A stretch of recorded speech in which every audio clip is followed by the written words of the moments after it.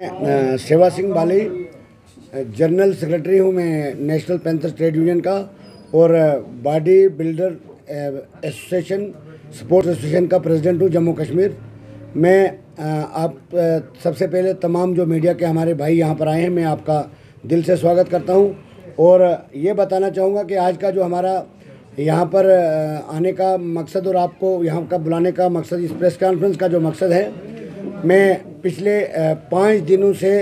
दिल्ली से यहाँ 5 दिनों के दौरे पर हूँ जम्मू कश्मीर में और 1 महीने से दिल्ली में था, जिसमें मैं बताना चाहूँगा कि हमारे जो जम्मू कश्मीर में, लद्दाख में, हिमाचल प्रदेश में जो हमारे एसपीओज़ भाई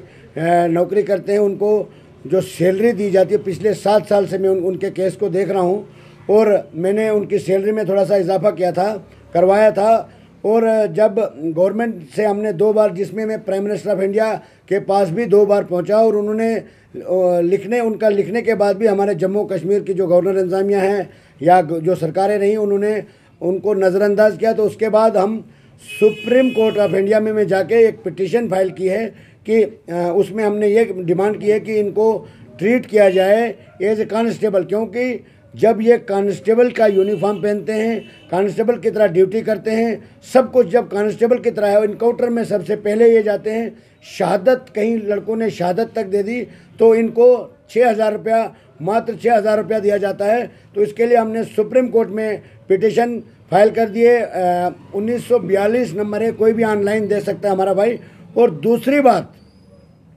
मैं प्रधानमंत्री साहब से एक गुहार लगाई थी, उन्होंने मुझे ये बताया था, जो प्रधानमंत्री साहब के भाई प्रहलाद मोदी साहब हैं, उनसे मैं आधा घंटा मेरी मीटिंग हुई थी और काफ़ी मेंबर पार्लियामेंट और काफ़ी मिनिस्टरों से दिल्ली में मुलाकात हुई। मैंने उनसे गुजारिश की कि जो जम्मू कश्मीर में हमारे एसपीओ जिन्होंने कई साल नौकरी करने के बाद उनको डिसएंगेज कर दिया गया है, यानी नौकरी से निकाल दिया गया है किसी मजबूरी के कारण, अगर ये 2 दिन के लिए घर गए या कोई बीमारी की वजह से या कोई फाइनेंशियली परेशानी की वजह से, क्योंकि सैलरी जब उस वक्त उनको 1500 या 3,000 रुपया दिया जाता था, तो हमने ये डिमांड किया है कि इनको रीएंगेज किया जाए। और मैं आपके चैनल के माध्यम से तमाम अपने जो डिसएंगेज एसपीओ और उनको मैं मुबारकबाद देना चाहता हूँ कि गवर्नमेंट ऑफ इंडिया ने हमें ये बताया है कि आप इनके जो डिटेल है वो लेके जम्मू कश्मीर के एडवाइज़र को दे दीजिए और हम जम्मू कश्मीर के जो हमारे एलजी साहब हैं उनको हिदायत जारी कर देंगे। और मैं आपके माध्यम से भी, मीडिया के माध्यम से भी डिमांड करना चाहूँगा जम्मू कश्मीर के जो एलजी साहब हैं उनसे कि फौरी तौर पर वो हमारे जम्मू कश्मीर के डीजीपी साहब को हिदायत जारी करे कि वो कंसर्न डिस्ट्रिक्ट के एसएसपीज़ को हिदायत कर दे कि जितने भी हमारे डिसएंगेज एसपीओज हैं उनको फौरी तौर पर रीएंगेज कर दिया जाए। अगर ऐसा नहीं होता है तो इनके लिए भी मैं सुप्रीम कोर्ट में गुहार लगाऊंगा और इनके लिए भी लड़ूंगा केस। और मैं भरोसा दिलाना चाहता हूं, क्योंकि गवर्नमेंट ने माना है और इन तमाम डिसएंगेज एसपीओ को मुबारकबाद देना चाहूँगा, क्योंकि गवर्नमेंट ने माना। जो मैंने उनसे फरियाद की थी, उन्होंने बोला ये कोई